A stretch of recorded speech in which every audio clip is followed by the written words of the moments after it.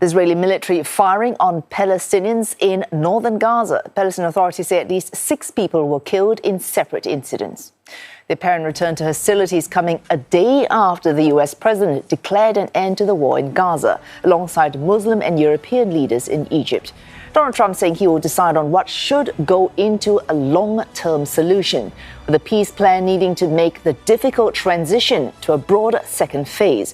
There is uncertainty on many fronts over what should come next, but that is not getting in the way of relief and respite for now. بنشكر جميع الدول اللي ساهمت في وقف إطلاق النار سواء من الغرب أو من الشرق، والحمد لله اللي وقف إطلاق النار حتى الناس ترقط نفسها وترجع على بيوتها.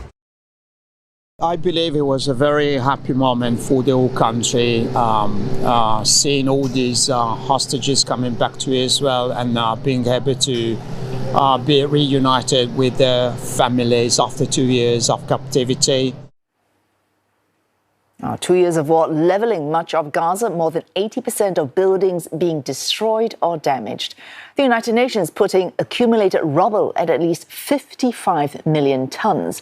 A rebuilding of the Gaza Strip central to the future of that area and will come in subsequent phases of a 20-point peace plan and involve tens of billions of dollars. Several states expressing willingness to fund that massive rebuilding effort. And joining us now live from Tel Aviv is Blake Sifton. He's covering the story for CNA. Blake, of that shooting that has, according to health authorities in Gaza, killed at least 6 people, could that put in jeopardy a very young and, let's face it, very tenuous ceasefire?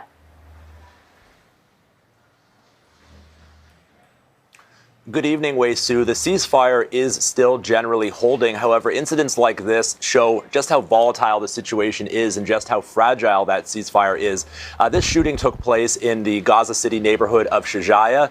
It happened near or on what's called the Yellow Line. This is the area that the Israeli military has withdrawn to, according to this first phase of the deal.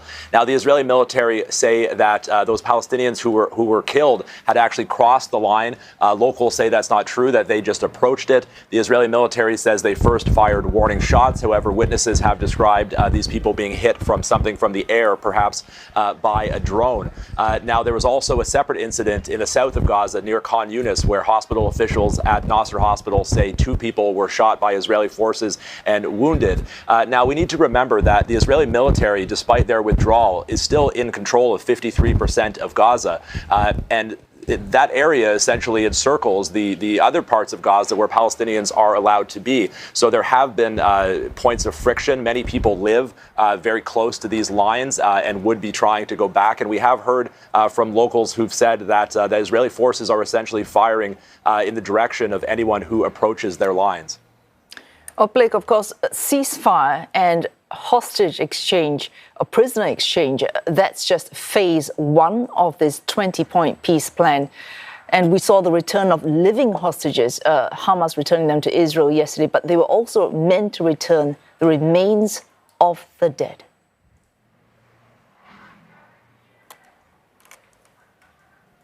That's right.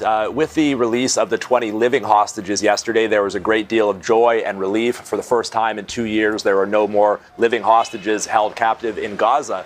And we did understand that it was unlikely that Hamas would release all 28 bodies of deceased hostages because they've been informing mediators for months that they didn't know the location of some of them or that they would be very difficult to retrieve because of the amount of rubble that's littering everywhere in Gaza. But when the news broke yesterday that only 4 of the 28 hostages, deceased hostages, bodies were being released, that was really shocking. The family members of the hostages were very upset by that. And we've heard from the mother of one of the hostages whose body is still in Gaza today. And she has said that she feels that the government has betrayed her family because they signed on to an agreement that she feels leaves the return of the bodies as open-ended. She's worried that this could take months or years to retrieve the bodies, if at all. And she took a special issue with the Speaker of the Knesset when he removed a yellow ribbon pin that people wear to remember the hostages. She takes that as a sign that the government considers the issue of the hostages over, and she's worried that they will be forgotten. Now, otherwise, today on that topic, the Israeli military announced that they confirmed the identities of the 4 bodies that Hamas released yesterday. And we've also heard from the Red Cross, who have said that it will take time to retrieve more bodies and that finding them is a massive challenge. Thanks. Blake Sifton there in Tel Aviv.